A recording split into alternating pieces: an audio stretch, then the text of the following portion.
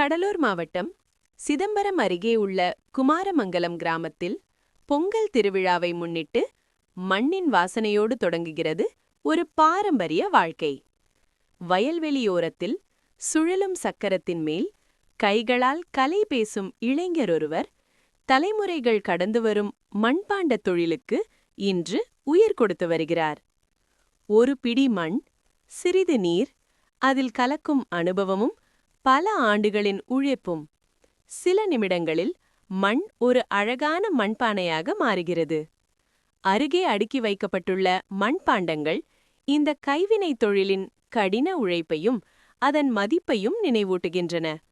நவீன காலத்தில் இயற்கையை நோக்கி மக்கள் மீண்டும் திரும்பி வரும் நிலையில் மண்பாண்டங்களுக்கான தேவை மீண்டும் அதிகரித்து வருகிறது.